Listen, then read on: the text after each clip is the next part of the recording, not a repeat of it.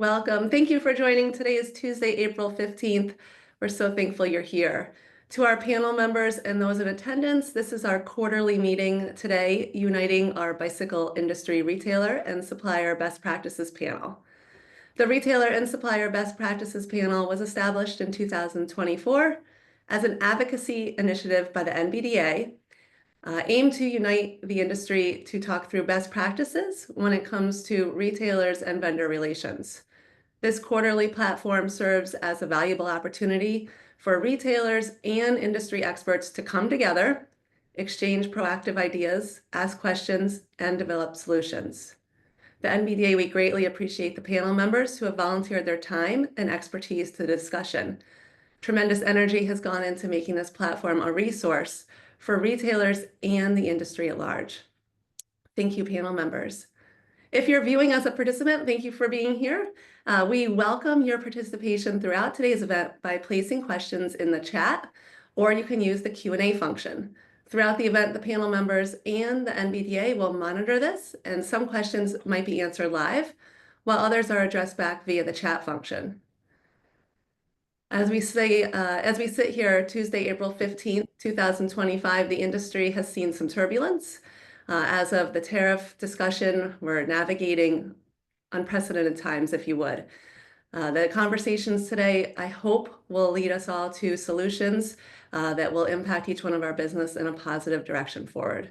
With that, I'll turn it over to Peter Henry, NBDA Board Chair, to open us up today. Peter? Good afternoon, everyone. Thank you for being here. Thanks so much to our panelists for coming to speak with us. And thanks for everybody that's tuning in, whether you're a retailer or in the industry, or for whatever reason you have come. We're happy to have you. So I'm going to reflect back a little bit. In a lot of the topics that we have coming up today, we need to think about what is it that is a specialty retailer. Pretty much all the retailers here are specialty retailers. And many of the suppliers who are here think of their business as being a supplier to specialty retailers. Well, historically, a specialty retailer is a retailer that distinguishes itself from its competition with superior customer service and a distinctive assortment of products and services within that specialty. Usually, part of that distinctiveness is products of superior quality, and that supports the higher prices needed to pay for the superior customer service. Historically, the competition was always big retailers with a selection that was not restricted to a specialty. It was restricted to only the highest volume, typically lower quality items. And it was a pretty well understood world with a fair degree of stability for decades. And we knew how to live in that world. Well, today, specialty retailers are dealing, among other things, with changes brought on by the rise of the internet. People were able to see the lowest price available anywhere, not just locally available prices. Vast selections of low volume products can be made available with short delivery times. And many products can be purchased with no face-to-face interaction whatsoever. And in fact, our screens, like on our phones and whatnot, addict us to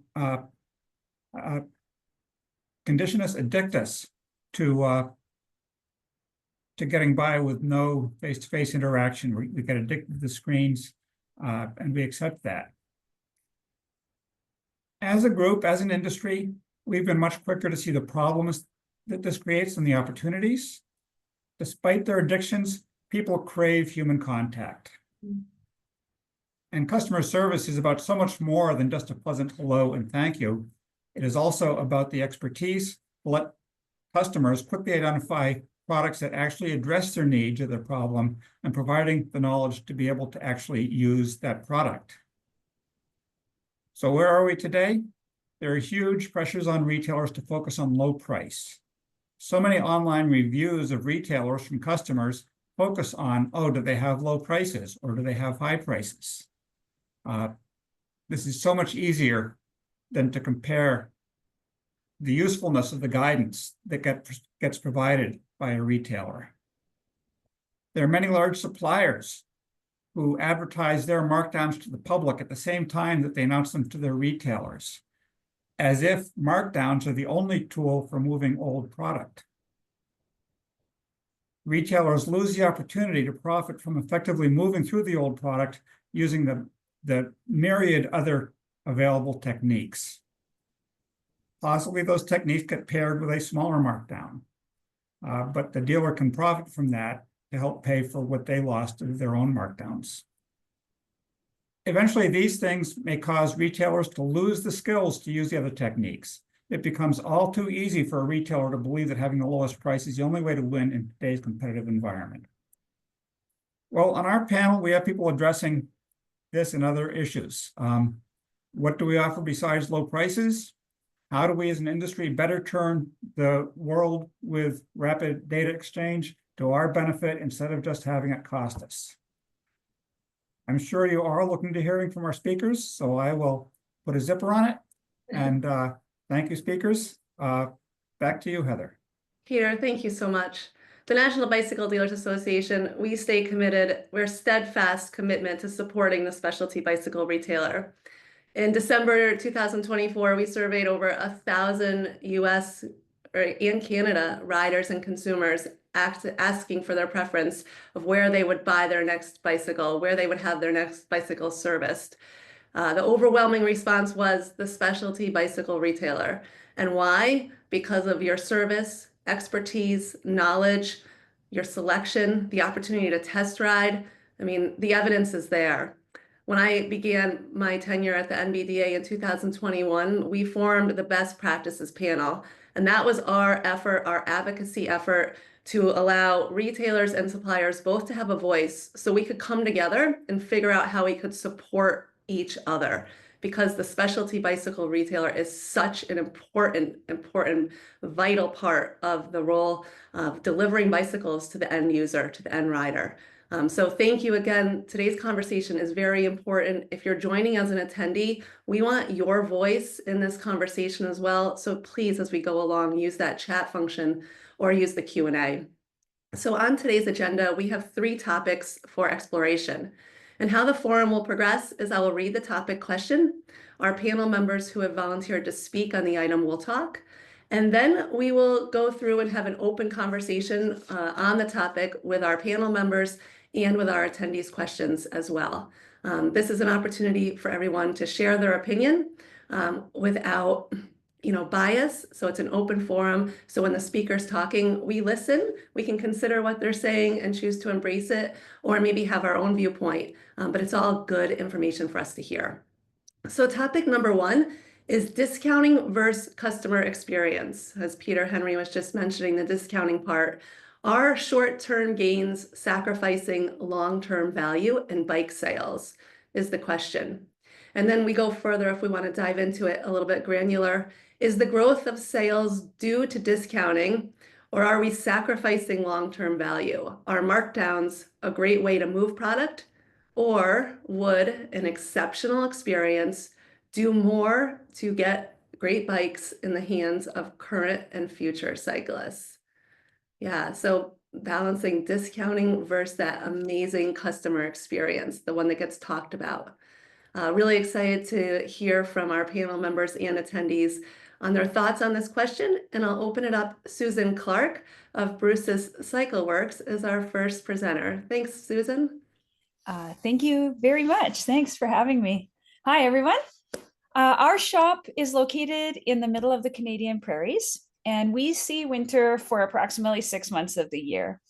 And it might be hard for you guys to imagine, but we take in 85% of our yearly sales in only 5 months.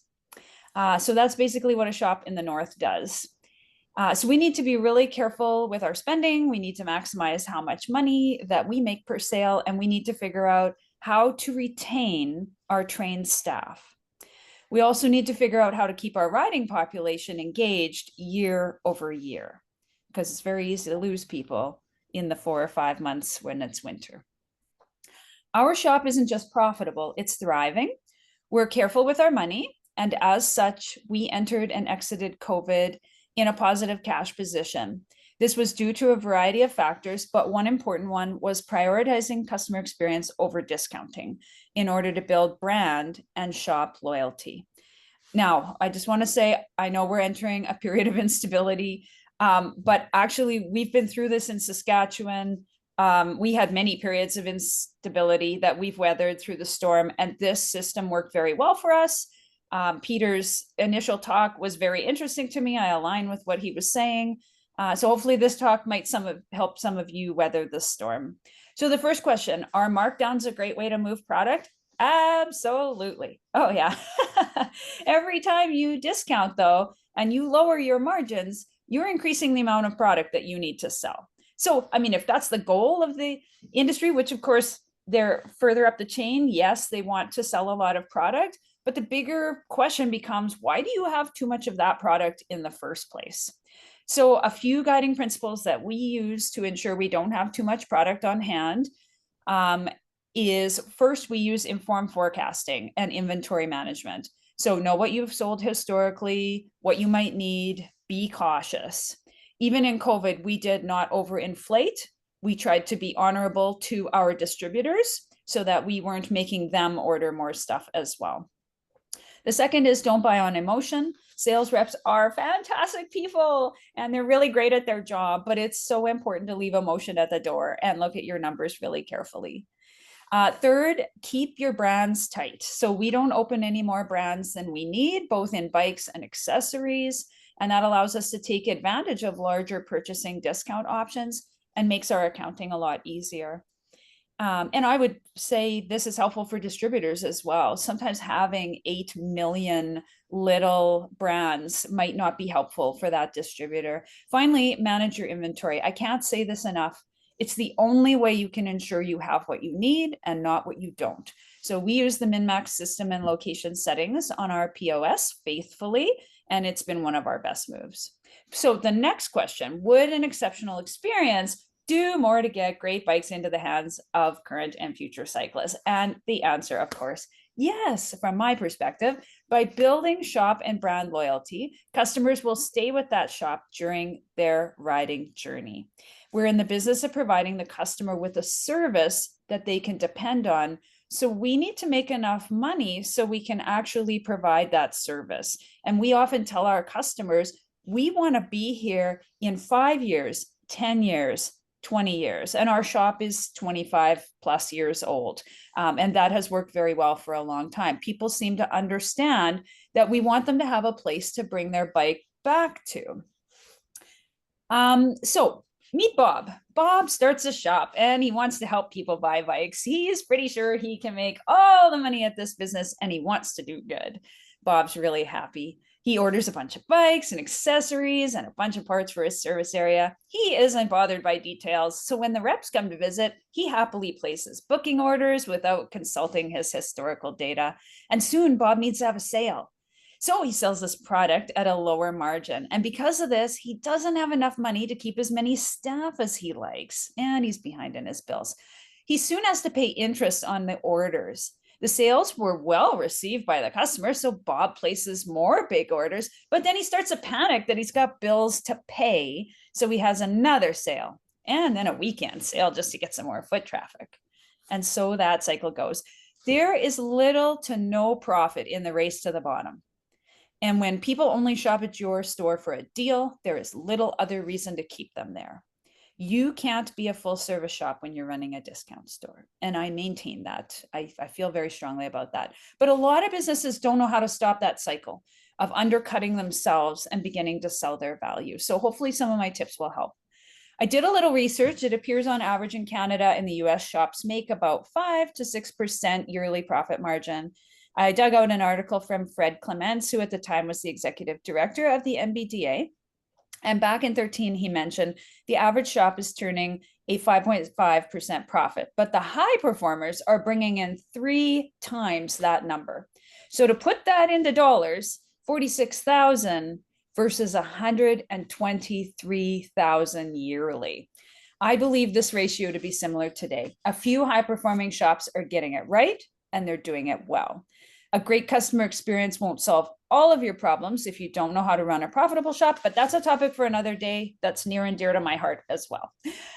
So what does the amazing customer experience look like? It's critical you develop systems that you can maintain. So even though I'm going to give you some tips, that you have to kind of think about your own experience, your own shop, what you stand for. But first, we decide what a customer's first 5 minutes in the store will look like. So what's going to meet them at the front door? For us, it's friendly cruiser and comfort bikes.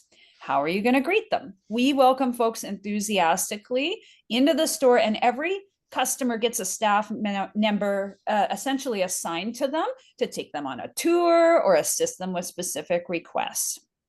Make your place shine. Keep the store clean and well organized. The customer should feel like you're worthy of the prices that you offer.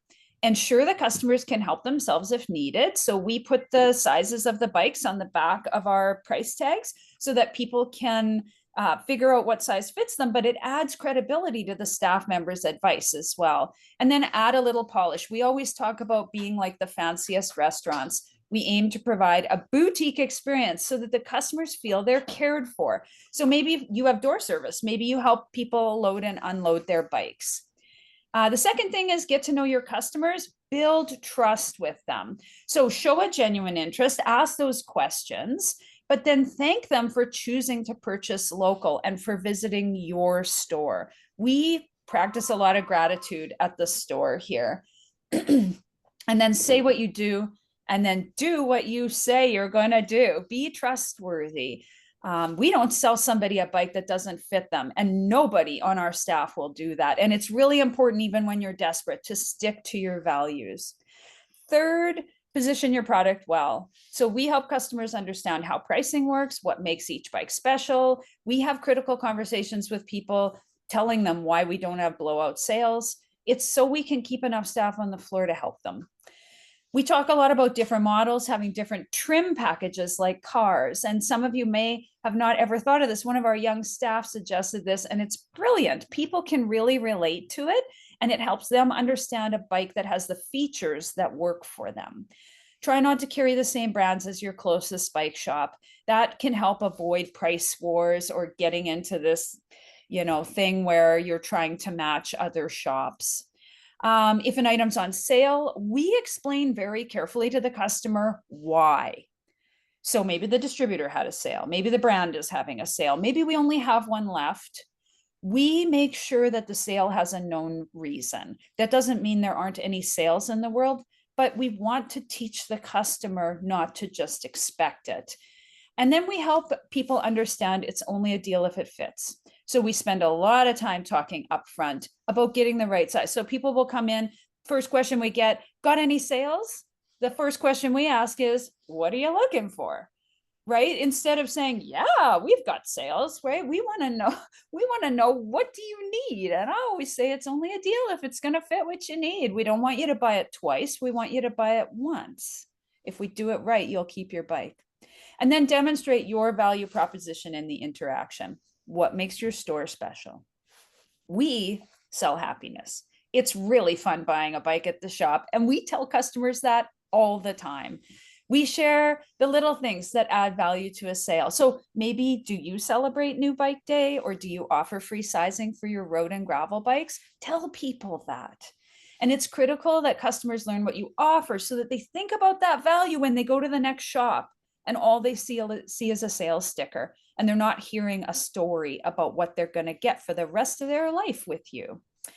But there should be no shame if a customer wishes to buy a bike from a low margin sales item from another shop and then visits you to be well taken care of for the rest of the life cycle of their bike. Okay, so we make sure nobody has any shame. If they want to go buy a bike, it's a very personal choice, but we're positioning before they leave to go look at another shop that even if you buy one, we want to see that bike. We want to do the service. I want to digress for one moment just to talk specifically to those who are distributing brands and building product. Stand up for your brands.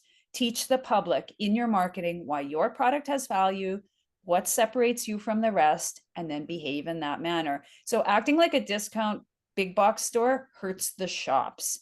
You might need to sell off product, and Peter mentioned this as well. Do it in a careful manner that helps build loyalty instead of the opposite. Moving on to service, don't forget that customer experience in your service area. So you have a chance to make customers for life if you do it there. Develop a really careful intake process. People like to know the ground that they're standing on. So make darn sure they know how long it's going to take, what the pricing is going to be. We have a staff member that carefully explains that. We aim to under promise and over deliver. We overestimate our return times, and we ensure the service estimate is very complete so that most of the time the customer has a smaller bill. What a surprise when you pick up your bike and it's $20 less than you thought it would be. You make money out of all the bikes, including big box bikes, when you're servicing. So don't forget that. But if the service starts to exceed the value of the bike, careful conversations often lead to a bike sale at our shop. We don't want somebody to spend more than what their original bike cost. And so that helps us sell other bikes. If we didn't intake big box bikes, we would never have those sales. And then finally, teach your service staff to sell your store values and remind the customers of the care and attention that they get with you. Find some ways to add shine to that service experience. So getting your staff to provide the amazing customer experiences. Educate, educate, educate. So a well-trained staff can make a real difference in customers buying your product and loving your store by building bonds quickly and positioning your product and your shop in the conversations. Our staff get over 100 hours of sales training. That's not our service staff. That's our sales staff. We do a lot of role playing. We hire people who genuinely love people. We're really picky. Then we teach them what makes the store special. We have them role play a lot, and we practice how to articulate that to the customers. We hire and train great people of all ages, and we turn them loose on the world to sell happiness. We have a really good balance of retirees and young staff to help provide sales person type for every single customer, because some customers want to deal with somebody a little older, some want to deal with somebody a little younger. And then retain your staff. We invest a lot of time and energy in them, so we want to hang on to them as long as we can. So just like we do with our customers, we spend a long time doing that value proposition with our staff. So just to summarize, focusing on the customer experience can really help improve customer loyalty. It can get more people onto your bikes, but play the long game. You'll be around to support your customers in the future if you do. Excellent. Susan, I absolutely love your energy and what you're bringing to this conversation right now. Some great reminders about like that standard operating procedure for exceptional customer experience. Thank you for introducing us to Bob. That was absolutely fantastic. The great reminder just that starts with inventory. So not having too much inventory or the wrong inventory. So you end up in a situation where you do need to discount. Yeah. And last year, we had $100,000 more in inventory than we wanted.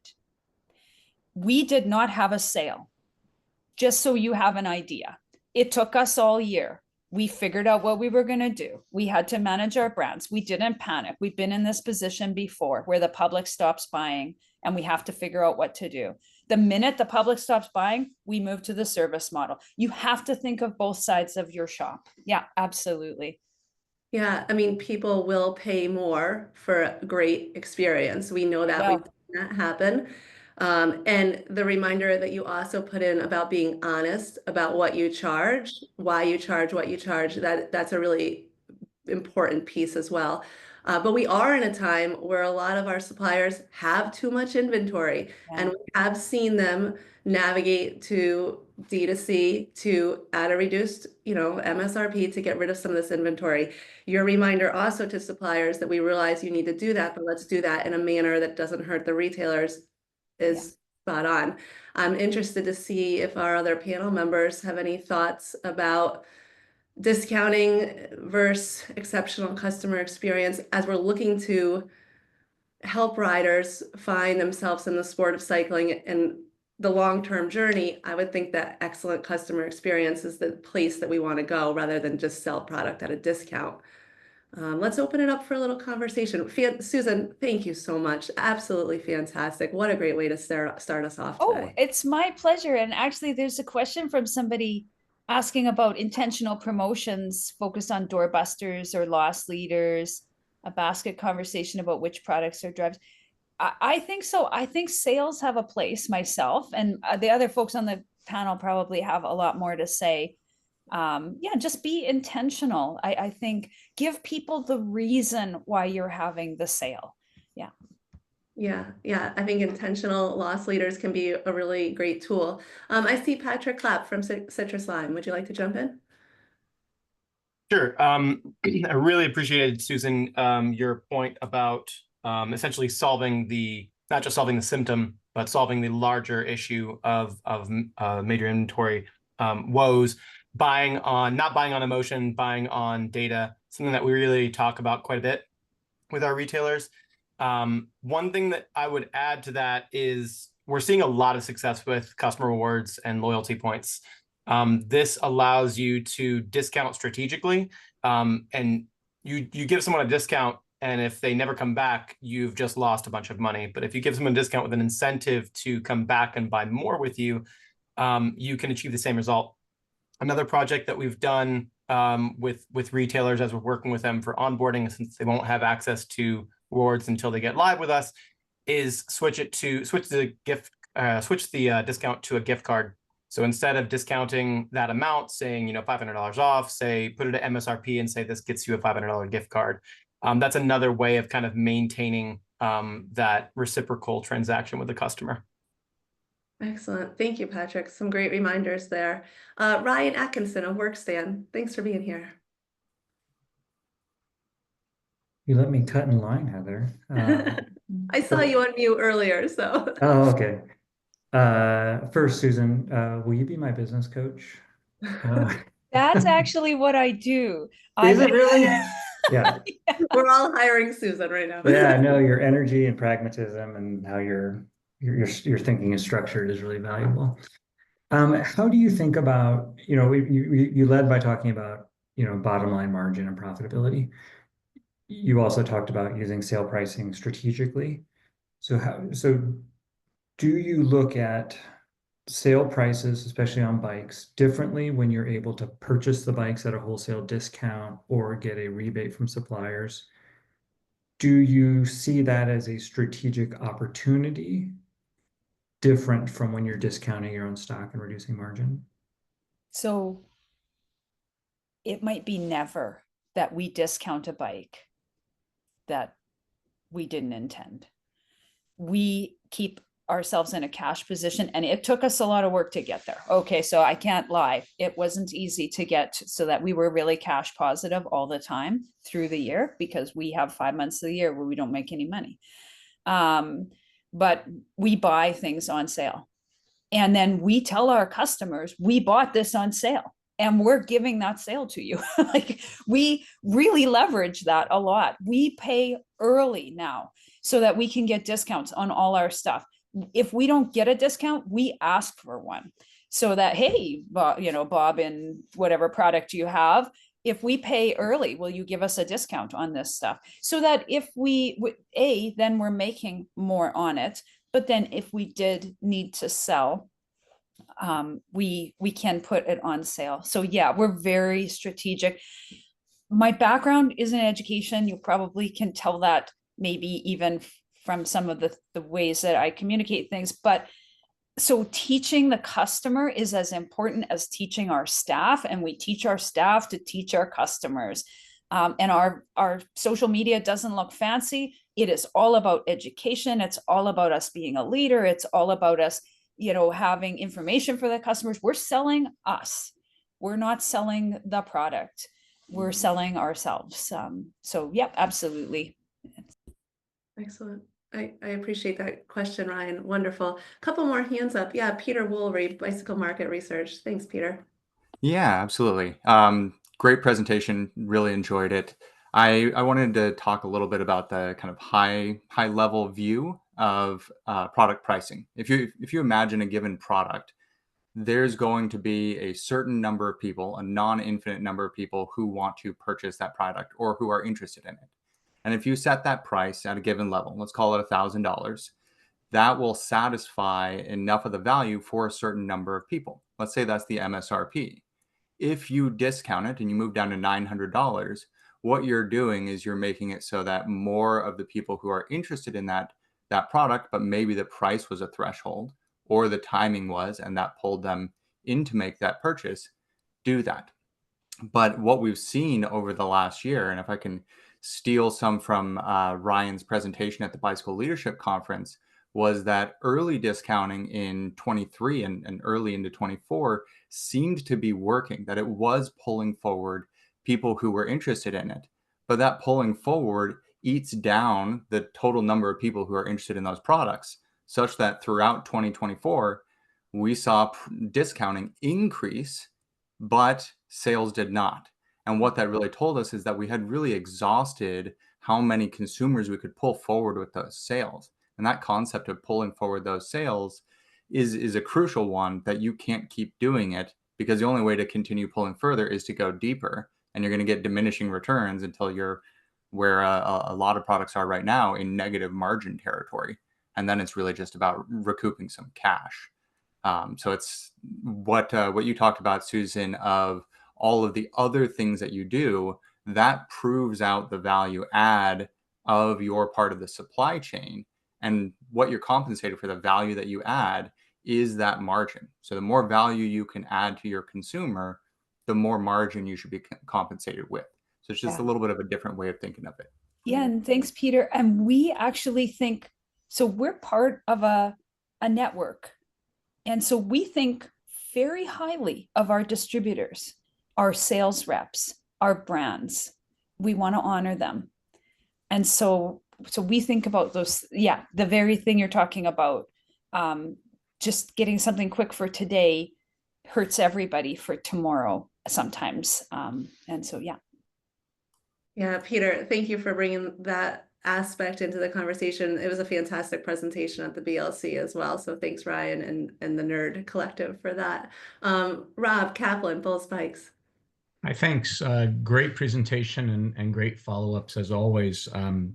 One thing I do want to just commend and give huge kudos is, it's not the sale, it's the customer. I think that perspective from Susan should override everything that you do as a retailer, and to be honest, sometimes what we do as a brand.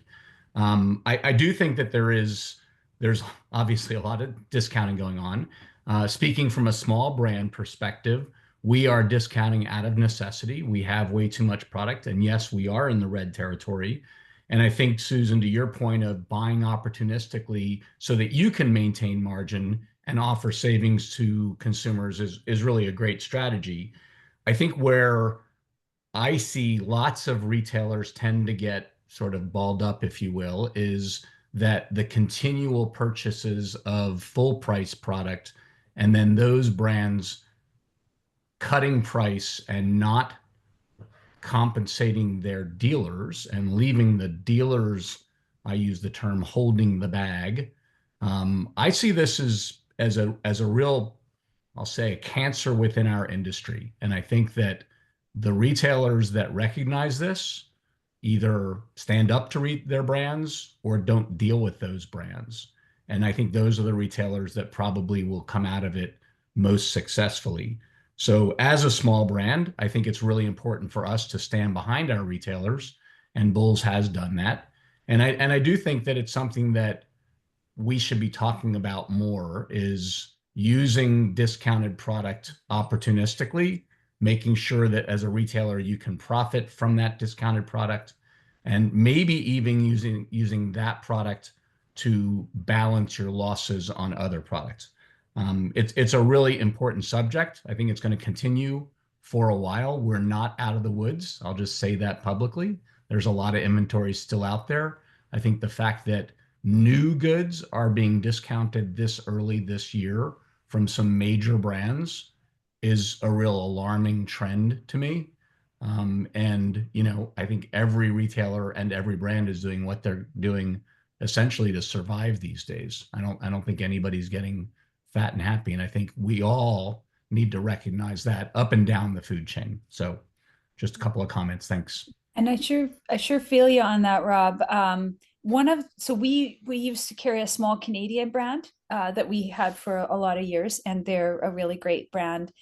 And they train their sales reps to train us, to tell their story, to articulate what made them amazing, so that we could position their bikes against the big brands. And in smaller communities, in smaller cities, in smaller areas, you have an opportunity, I think, as smaller brands to actually become that town's brand.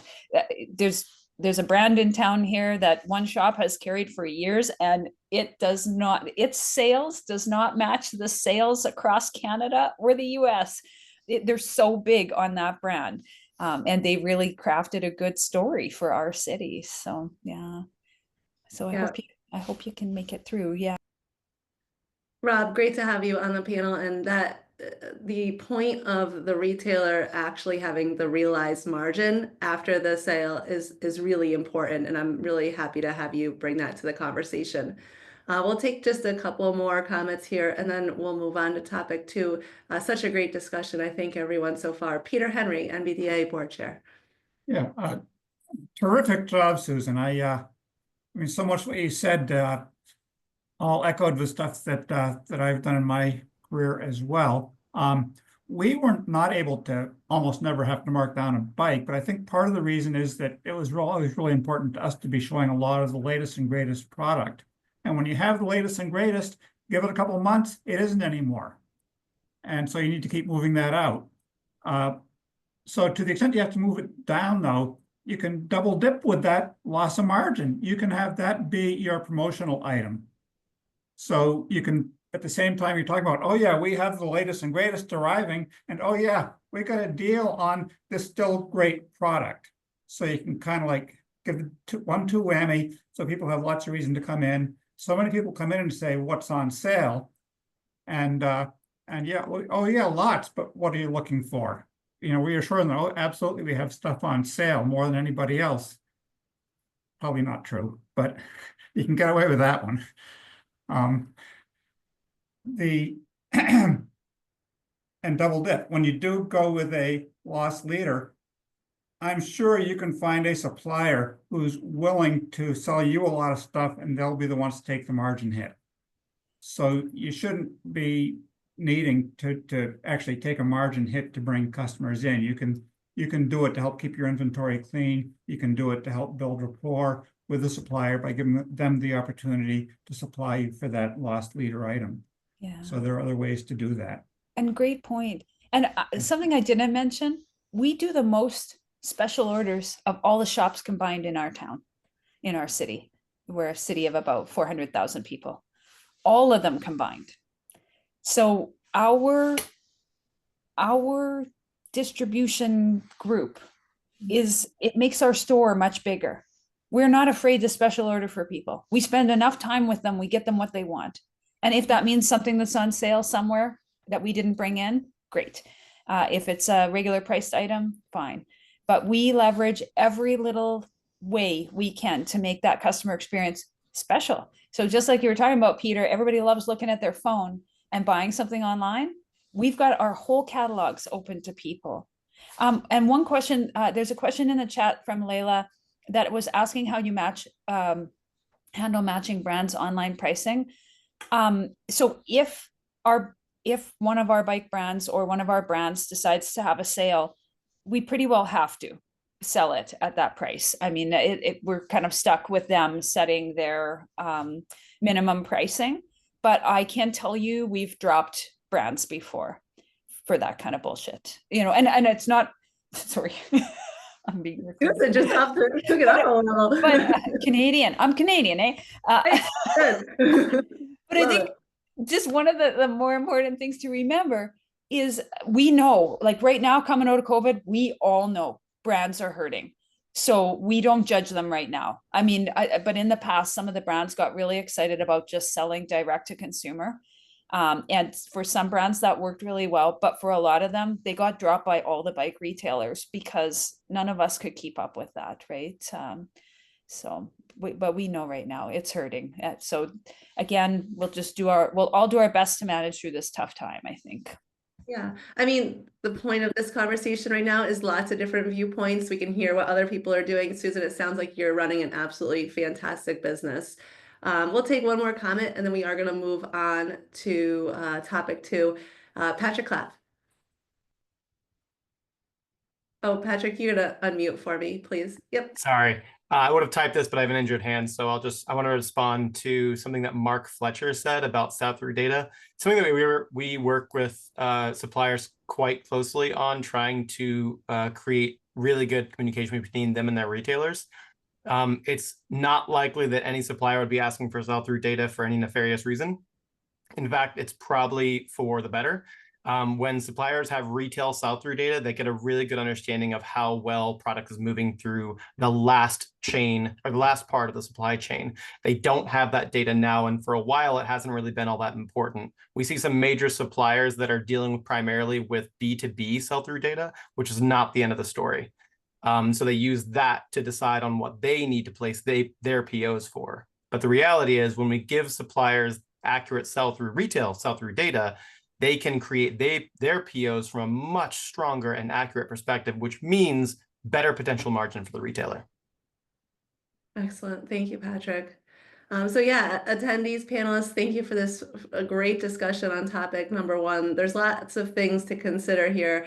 I like the viewpoint that everyone brought to the conversation. And Susan, thank you again for your tremendous opening on the topic. We'll transition now over to topic 2, and this is improving vendor catalogs. So how we can support retailers with better data. The question is, how can vendors improve digital catalogs to better support retailers, particularly those who don't use platforms like Workstand? So a little bit challenging, so great question. And just so our attendees and panel members know, the questions that we choose to bring forward to the panel are proposed to us from the NBDA community members. So we get a slew of topics and then we just choose what we think would be the best for the conversation, during April 2025. So appreciate the retailer who did write this question. And speaker number 1 is Peter Woolery, managing member, Bicycle Market Research. Peter, thank you. Absolutely. So my conversation, as those who know me will expect, is going to be a little bit more nerdy than Susan's. But for me, coming from a retail background, I struggled with getting the right product into our system. We were using Ascend, and then that would flow up to Workstand, formerly Smart Detailing. And when we would have bad data, it would be challenging to find the right person with that data. So as part of a soon to be announced project that will actually relate very closely with what Patrick Clapp was talking about, I'm building an open data set of UPC data.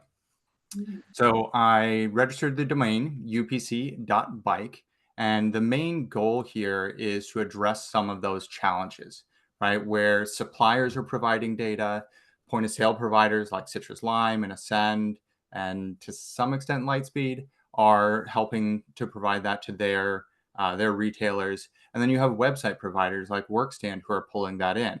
And so there's all this disparate data, and really what retailers want to have, what unifies it, is that UPC code, something to make it so that you can see, okay, this is that brand's product, and ideally, what categories does it map to? What are the attributes about it? And make it something that's easy. So for a long time, I've wanted to have an open data set for this. So that way we're reducing the duplicate work that retailers are doing and reps are doing. So we can have a central place. So one small step in that direction is just collating all of the data that I have. And so I registered the domain upc.bike, and it just points at my Nextcloud instance with 1 million UPCs in this UPC all April 15. Surprisingly, it does load. It takes a little while to, but you may not be able to filter through it super easily. So I made all these other small ones. So you can take something like UPC bicycles, and you can look through it directly in here, or you can download it in there. What I'm hoping we can do is we can have a collaborative environment where brands can provide that type of data, whether that's as a data stream that I automatically ingest and provide an updated feed for, or that we can pull it from elsewhere so that we can all benefit and make it simple. If you're on this section as well, you can just click the 3 dots and download. So if you want to download the big one, it's 120 megabytes, so not crazy big. But you can download it there.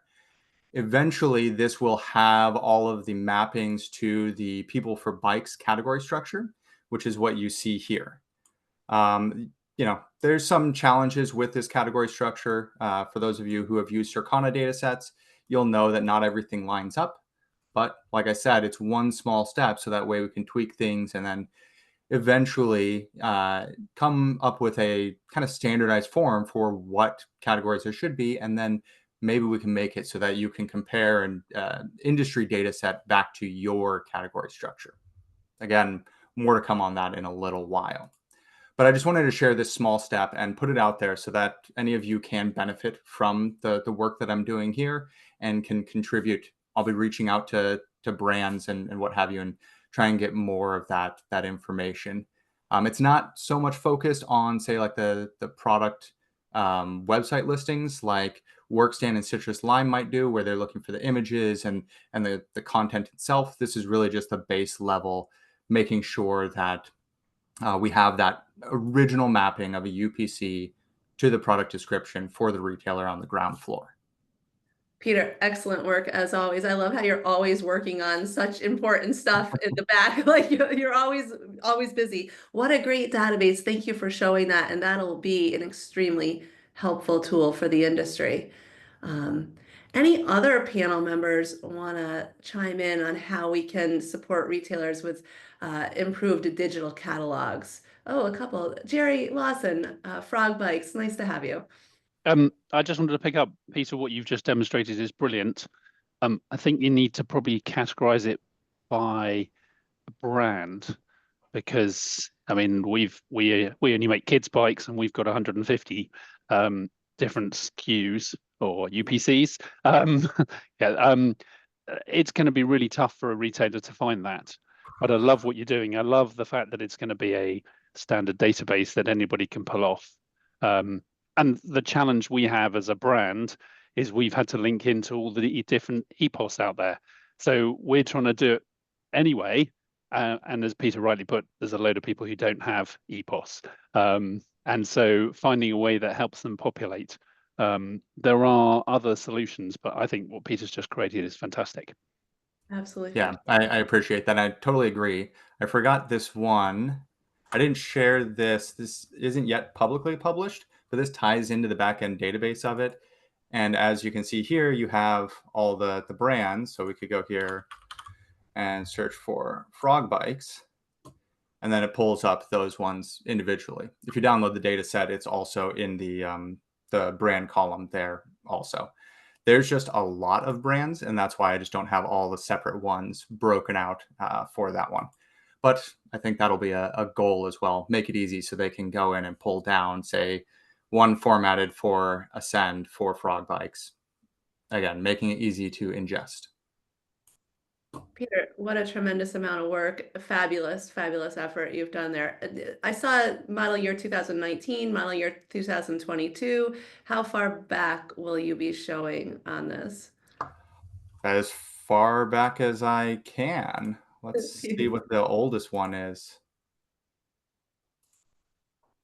The little nerd in me came out wondering. I mean, Let's see. There's some 2012s might be the oldest. excellent. Yeah, Patrick Clapp, Citrus Lime. Yeah, this is something we deal with quite a bit. Like I said, we're starting to have some really great conversations and relationships starting with suppliers. It's a little different in the UK, where the past 25 years we've been operating as pretty much the only answer in bike shop point of sale, where the suppliers have kind of grown their data set with our ability to provide it to the retailer. In the US, it's probably not a surprise to anyone that many suppliers here in the US have not so great data. And moreover, they might not also issue all of the data to the retailer so that they can have access to it. And so in a lot of ways, UPCs are not commonly exported to retailers in the form of like catalogs and things like that. Even style codes don't seem to be sent over as often. So what we do is, when we get in touch with a supplier that's carried by a retailer of ours, we typically try to create an integration directly with their what's known as an ERP system. So basically their version of a point of sale. What this means is that we can pull that data in directly from the source and organize it in some cases for the supplier, as their organization is not typically organized. This isn't super common, but it does happen. I think one of the questions, the main question that was answered was specifically, how does the retailer get it? And in some ways, that's really difficult. There's very rarely someone who just handles that at a supplier, especially nowadays when suppliers are contracting their staff quite a bit. So the best thing to do is get in touch with the likes of Workstand, and you probably won't hear anyone from Lightspeed, but the likes of Workstand, the likes of Citrus Lime, whoever your point of sale provider is, and have them try to get access to that data for you from the perspective of, we need this to organize it in the point of sale system. So definitely use those resources as best you can in terms of who you're actually using.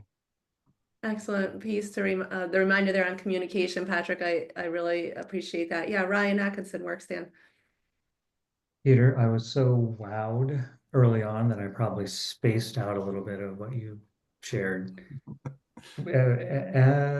As a retailer, is the primary use case to be able to have a centralized, accurate, current pricing, regardless of whether or not, as Patrick highlighted, maybe there aren't systems in place for the supplier to distribute that pricing in a timely way? Long term, yes. Now there's some qualifiers that you put in there, like real time and accurate, and that's going to be reliant on the input data. But I'd say initially it's to have a complete data set, right? Where I remember brands, especially smaller brands, would provide their MPNs in, but although that maps through Workstand, so if Workstand has it, you look at the MPN to map it and whatnot. But if I input it into Ascend, when I bring in later the official one, it looks for the UPC. And if there's no UPC from before, I get duplicate products and whatnot. So to have one where it's like, okay, this has the UPC and the MPN, let's make it just a clean, complete one. Peter, oh, sorry, Ryan, go ahead.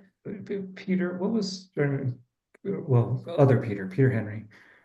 What was the company in the 90s that did something similar with CD-ROMs that they would send you every month? Do you remember? You're talking about Bicolog? That's what it was. Yeah, thank you. Yeah, they had 100,000 different products in their catalog, which seemed amazing at the time. Yeah. So Peter, other Peter, 32. there could be a nice retro element if you distributed these through CD-ROM instead of some fancy website. Retro. Yeah, Bicolog had a very categorized search that's not really available anywhere that I know of now. You'd go through like 6-8 levels of category and come down to a relative handful of existing products.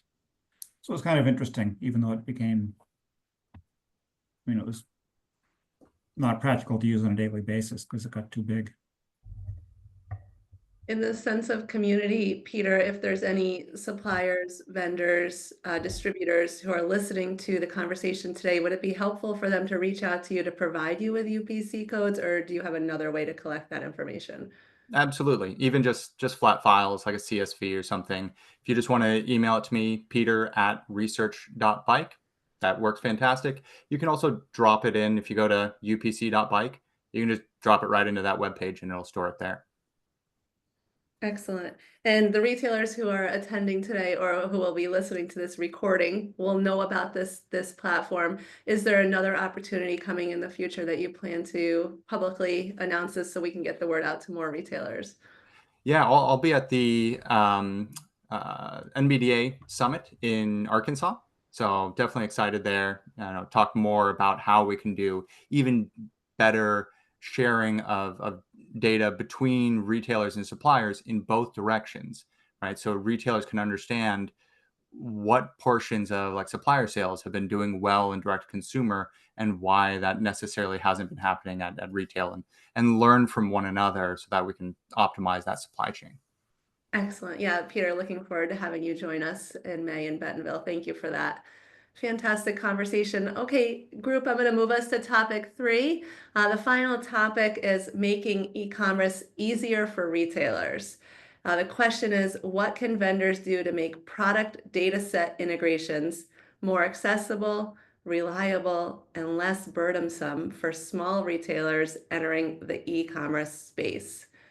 So I think it's a great follow-up to the conversation we just had. And our speaker is Ryan Atkinson, president and co-owner at Workstand. Ryan? Ryan, I'll just ask you to unmute. I think that happens when you screen share. Yep. And it looked like there might have been a glitch. Did the screen come through when I did that? It did not. It was black. It's trying to. Yeah. Showing it's paused. Let's maybe try one more time. Yeah. If not, we'll switch over to just old-fashioned way. Give me 1 second. I'm just going to go ahead and start the whole process over. No problem. So the Retailer Summit Central is happening in Bentonville, Arkansas, May 20th through 22nd. So we have 3 days that will unite the industry for the 3rd annual event. That ties into Bentonville Bike Fest. That happens that following weekend, which is a consumer and industry show as well. So if you have not yet been to Bentonville, I highly suggest coming and spending the week with us. There we go. Perfection. Ryan, I'll turn it over to you. The question is, what can vendors do to make product data set integrations more accessible, reliable, and less burdensome for smaller retailers entering the e-com space? Ryan? Great. And, you know, I'm taking a very narrow view of that, which is basically taking a look at, you know, Workstand as an example as how suppliers work with us in order to support your business. And then there are aspects of this that the suppliers are also working with other providers like Patrick and Citrus Lime for pieces of all of this. But it gives you a framework in terms of like what is the working relationship like between a supplier and a technology company. And so how might you talk to them about it, both with us as a vendor or others. And so I'm just going to review the 5 points of contact that we primarily have with suppliers. I also want to be super conscious of if this comes across as a sales pitch, please forgive me, that's not my intention. It's just because of the time in the market and the number of relationships we have. I think this has become a pretty standard format. So first, on a product content standpoint, this is there's an aspect of this that, as Peter was highlighting, there's the identifying aspect of the UPC, there's pricing, but as he noted in his what he showed, there's just a brief description of the product. But when you're looking to get into e-commerce, that kind of pricing related file that serves really well in a point of sale to be able to receive a product and transact with it, that doesn't necessarily meet the needs of an e-commerce website. And so those of you who use Lightspeed for both your point of sale and your website, you've likely encountered this, that you can turn on the website function, but without having images or consumer-friendly descriptions, it's not a great shopping experience. And so product content is what you're going to want to see, from suppliers distributed more freely. And so for us, there's an aspect of it that is manual and an aspect that is technology driven. So we do have 7 full-time staff on the catalog team, and they're working in both a manual and an AI augmented process in order to process all of that data. At the brand standpoint, every brand is different. Larger brands have an individual whose maybe primary responsibility is data hygiene and distribution. Then you get down to smaller brands. There may just be a single employee who's distributing a brand, a European brand. I'd say most commonly at a supplier, there's a sales op or a marketing employee who's responsible for distributing the information. But that creates a vulnerability. Well, and then at the very largest brands, it can be an automated process. So the biggest bike brands, for example, just have either a weekly file delivery or automations. But the vulnerability is the human aspect on the supplier side. No judgment in this, but there is staff turnover. Not every company, mine included, does a great job at documentation so that if one employee leaves and another comes in, processes can get lost. So that's why you might see disruptions in the flow of information to our company and others. Some brands have a great structure to their product data. We provide a structure that we like to receive it in, which streamlines the process, but we can't let that be a barrier if a supplier is understaffed. So we will take what Peter called a flat file, that's just like an Excel document or a CSV document.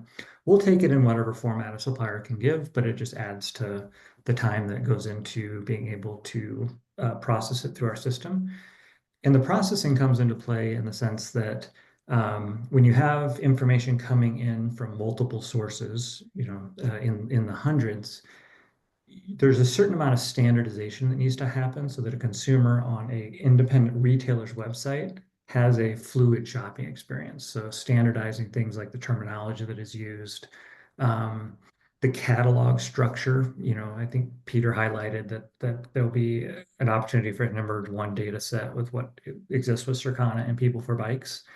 As consumer shopping on a retailer's website, wants to be able to have a consistent spot where a shopper can find all hybrid style bikes or all hardtail mountain bikes. But when you go to B2B websites with your suppliers, you see that there is no industry standard for how that's structured, so we do have to structure it. And then we also have to assign attributes. So the catalog content that most suppliers deliver won't call out things like what type of drivetrain does it have, speeds, suspension, travel. It tends to just be some very basic information. But a consumer shopping on an e-commerce website needs that product list view page to be able to have things like filters on them. And so that's something that needs to be enriched, is the language that we call it. But everything's got to be ready for you to present centralized content as if it's yours as a retailer. Now, a common question that we'll face is something like a distributor like QBP, sells brand A's product. Why isn't that content in the Workstand catalog if QBP has it? And the reason is that we prefer to have a direct relationship with the brand. We want the brand to be the owner of their catalog content.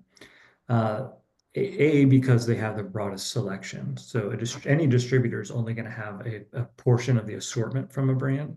They're going to have certain models, certain sizes, certain colors. And so for you as a retailer to have the most complete look at the brands you're capable of selling, that's where that direct relationship is important. So when you have data coming in from multiple sources, it does have to be maintained as what is the file on record for any given product, because in an integrated data network, you need that centralized UPC code as the key or the anchor for how all of the other integrations that exist between either the services I'm going to talk about on our platform or to your point of sale system. So it needs to be really clean and consistent. And so structuring data from hundreds of suppliers can be really challenging. And other vendors encounter the same issues. A service that we call Supplier Sync is basically expanding a merchant's assortment. So you have a limited amount of floor space, a limited amount of open to buy in order to stock your store. But when you choose to work with a certain brand or distributor, they have a much broader selection. And so they want to be able to present through you to consumers the full assortment.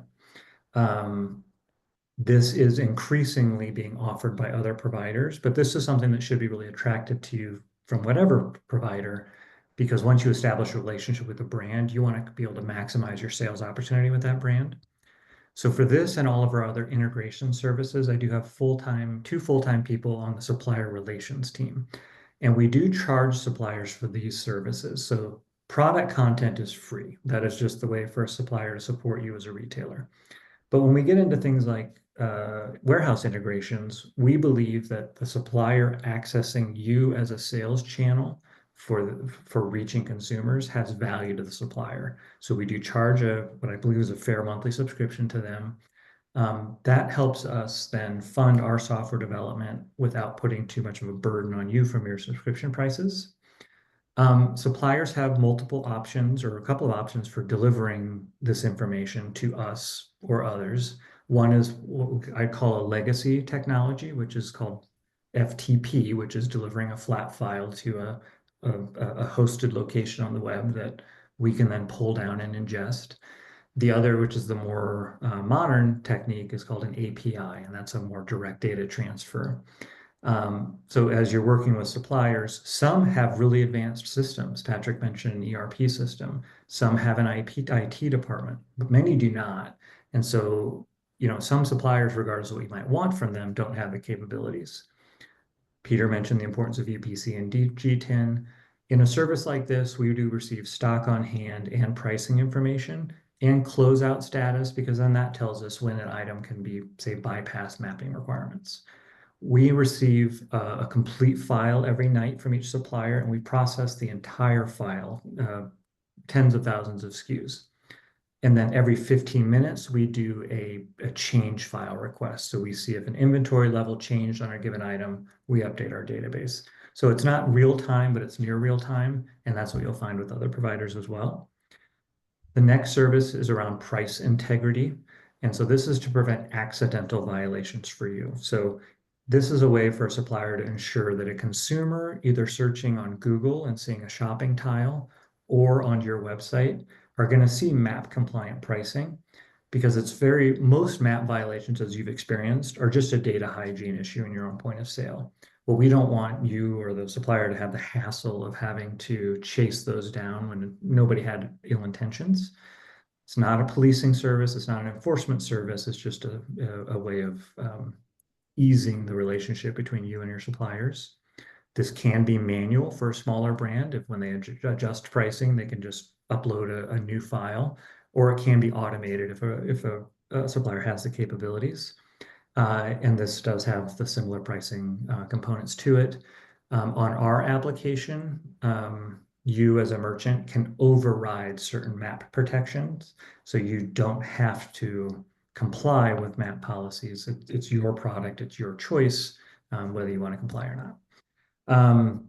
Supplier fulfillment is drop shipping. You're seeing this expanding to other suppliers, other technology providers. This is a really compelling service for suppliers where they want to integrate their ERP system with retailers like you so that you can expand your e-commerce capabilities without having to stock further product or invest too much in additional payroll or capabilities to ship product. This is simply you receive an order on your website, it gets transmitted to their ERP, they ship it, and then they transmit shipping information back to you. This is most applicable on aftermarket products today, but I think we can all expect that as brands do develop their own direct-to-consumer kind of near ready-to-ride bikes, that you're going to see suppliers want to be able to share that capability. So they recognize that their direct consumer business may only represent less than 5% of their total sales volume today, and they're dependent on you for more of it. And if they've built the capabilities to deliver a bike to consumer, they will likely plug into a system like ours so that you can also drop ship bikes to consumers. That will likely unfold over the next 5 to 10 years. Drop shipping has a lot of promise to suppliers. It lets them meet the consumer demand outside of the DTC channel. This is only fully utilized by a small percentage of our clients who invest in national Google advertising. And because of that, suppliers also provide this service to nationwide e-commerce sellers, not through us, but independently. And and oftentimes to marketplace sellers as well. So this is a part of suppliers having a really diversified distribution strategy. My last point, and that is on partner pages. And instead of product content, this is more storytelling. So this for us is managed by our internal marketing agency, and suppliers use this for things like product launches and promotions or telling platform stories. So, especially if you're a Trek or Specialized dealer in this, you see this very regularly. Those are very engaged partners to help distribute assets to you, to help you market a product within an on-brand way. There are some brands choose to pay for additional assets that we distribute for them, and so you don't have to necessarily go to their B2B service or site to do it. And then some brands will pay to install it because they're incentivized to, in order for them to have the most sell-through, they want their sale or new product launch to be merchandised across as much of their distribution as they can. Others want to make the content available, notify you, and you can install. So suppliers have different ways that they want to work with this. But I went over time, Heather, as you should have expected. But that's a quick rundown on our integrations, and I'm happy to answer any questions about our service or others. Yeah, Ryan, thank you so much. I think you did a fantastic job answering the question, what can vendors do? Touching just based on product content, making sure that we've got structure, the attributes, going back to that UPC code, that supplier sync, supplier fulfillment, that could be a very valuable resource to retailers. And then finally, those partner pages. So making sure that our vendors, suppliers are providing those content-rich partner pages. And I always appreciate the work that you do for so many retailers via Workstand, making it easy for retailers to be in the e-com space. Let's open it up for some general discussion on the topic or any questions from our attendees or panel members. Patrick, I saw your hand go up early. Yeah, so for suppliers especially, like manufacturers, distributors, et cetera, one thing that we're seeing a lot of focus on now is data from retailers and suppliers. It seems like for a while that's been an afterthought. One thing they can do is talk to the retailers, find out exactly what they want, what they need. We go through retailers who just want to get the short and long description directly from the supplier, but other retailers want to do their own. So talk to the retailers and find out what they want, find out what their biggest needs are. If you're a supplier looking on this call, identify your 80-20 and focus on the retailers that are selling a lot of the product through their websites and figure out how the product looks on the website. You might be surprised to find it's missing a lot of data. So again, I know that I'm like beating a dead horse with data, but it really behooves everybody in the supply chain to focus on their data and make sure it's as clean and easy to read as possible. Yeah, and just a reminder here for the suppliers on the call or listening to the recording after, Ryan, if there is a supplier or a vendor, a brand who wants to make sure that their products are accessible to the retailers using Workstand, that's an easy email or phone call to be able to connect with your team. Is that correct? Yeah, just start with me, Ryan@workstand.com, and I'll connect you with the right person. Excellent, thank you. Any other thoughts on vendors and what they can do for retailers to make sure e-com is a little bit easier? Yes. Good. I forgot how to put my hand up. No, you're perfect. You're good. You're on.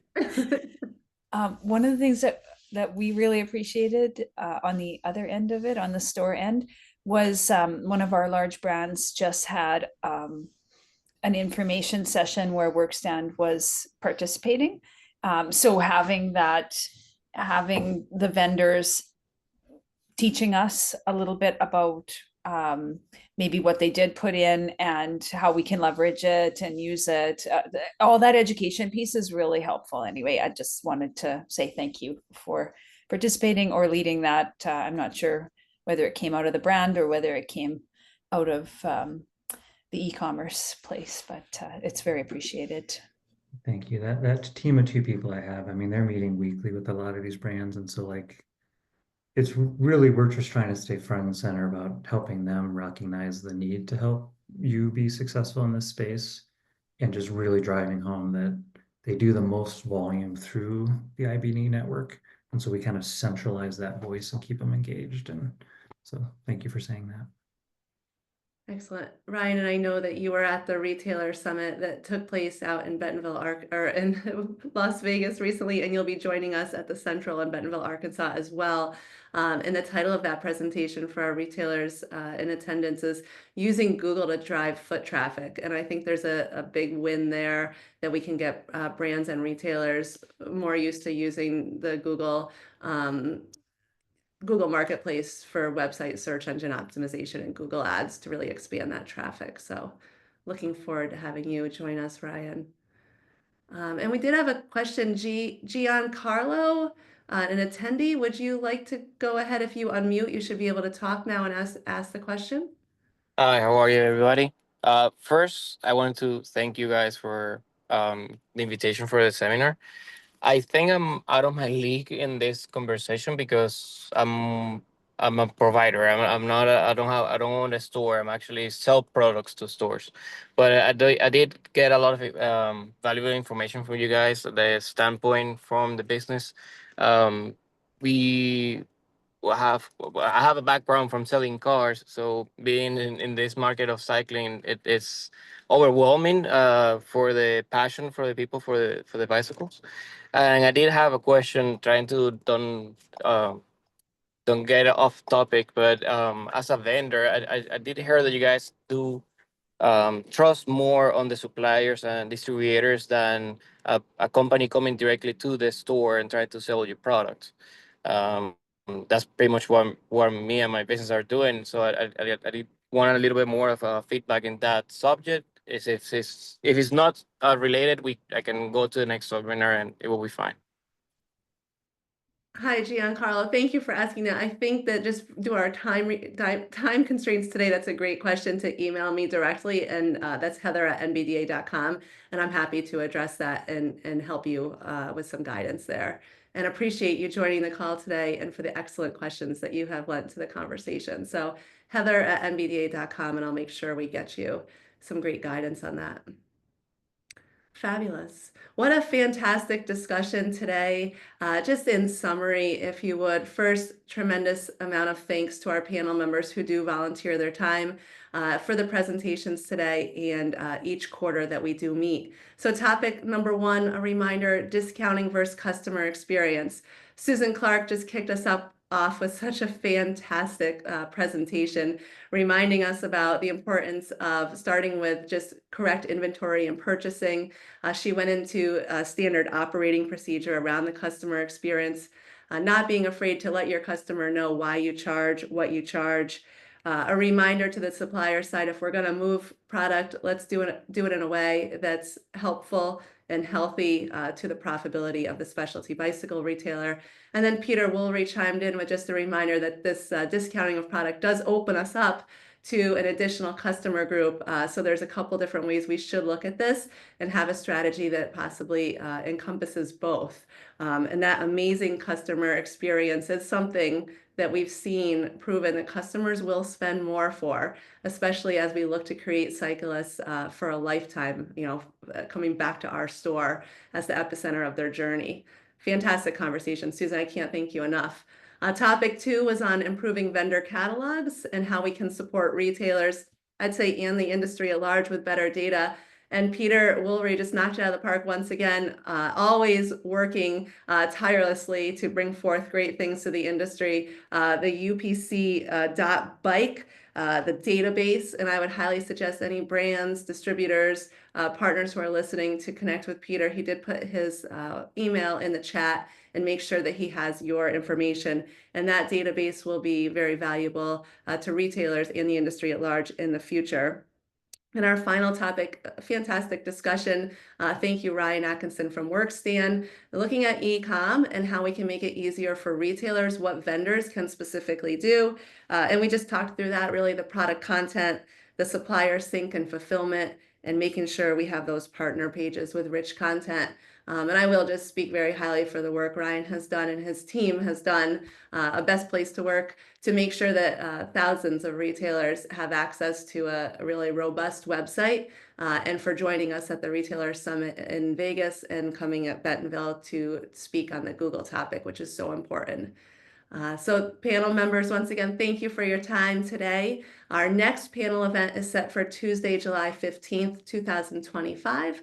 NBDA programs developer Megan Schmidt will reach out about 4 weeks prior, soliciting topics for the panel to discuss. So if you found today's content interesting and you have a topic on your mind that you'd like the panel of experts to discuss at the next meeting, look for that email coming from our team in mid-June.